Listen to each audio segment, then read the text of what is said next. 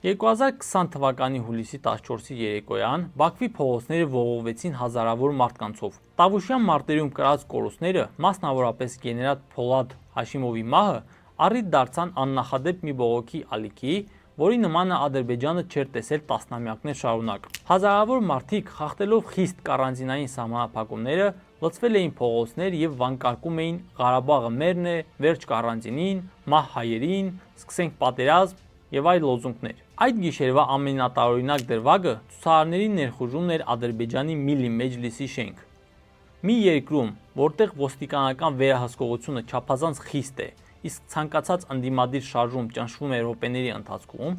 ցուցարարների մուտքը պետական կարևորագույն շենք շատերի մոտ հարցեր առաջացրեց։ Վերլուծաբանների մեծ մասը հակված է այն կարծիքին, որ Ադրբեջանի իշխանությունները ոչ միայն թույլ տվեցին այս հավաքը, այլև ուղղորդեցին այն։ Սա հետապնդում էր մի քանի նպատակ։ Նախ, Ալիևը սրանով աշխարհին ազդակ էր ուղարկում, որ իբրև ինքն այլևս չի կարող զսպել իր ժողովրդին, որը պահանջում է արդարություն եւ ազատագրում։ Սա օգտագործվեց որպես լեգիտիմ հիմք բանակցություններից վերջնականապես հրաժարվելու համար։ Եվ երկրորդ, չնայած հանրահավաքը հայրենասիրական էր, ոչ թե հակակառավարական, այնուամենայնիվ դրա ավարտից անմիջապես հետո Ալիևն այն օգտագործեց ներքաղաքական հաշվեհարդարների համար։ Նա մեղադրեց ընդդիմադիր ժողովրդական ճակատ կուսակցությանը սադրանքներ կազմակերպելու մեջ եւ սկսեց ձերբակալությունների նոր ալիք։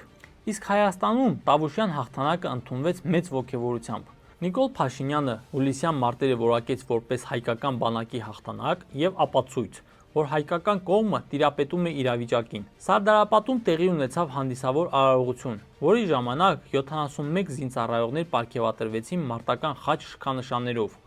իսկ կապիտան Ռուբեն Սանամյանին շնորհվեց Հայաստանի ազգային հերոսի կոչում։ Այս ամենի մեջ ամենավտանգավոր հետևանքը Թուրքիայի բացահայտ միջամտությունն էր, եւ Տավուշյան մարտերից ընդամենը օրեր անց մեկնարկեցին թուրք-ադրբեջանական համատեղ զորավարժությունները, որոնց ավարտից հետո թուրքական F-16 կործանիչները եւ Բայրակթար ԱԹՍ-ները մնացին Ադրբեջանի տարածքում։ Շատ փորձագետներ նշում են, որ հուլիսյան հաջողությունը հայկական կողմի մոտ առաջացրեց չարդարացված ինքնավստահություն եւ անխոցելիության պատրանք։ Մինչ Հայաստանում տոնում էին տեղային հաղթանակը, Ադրբեջանը Թուրքիայի հետ միասին սկսեց ինտենսիվորեն նախապատրաստել լայնամասշտաբ պատերազմ, որը պետք է սկսվեր ընդամենը 2 ամիս անց։ Եվ ահա սեպտեմբերի 27-ին, առավոտյան ժամը 7:10-ին Արցախի սահմանի ողջ երկայնքով սկսվեց այն, ինչը հետագայում կոչվելու էր 44-օրյա աղետ։ Դիվանագիտությունն ավարտվեց եւ սկսվեց արկերի ու հրթիռների լեզուն։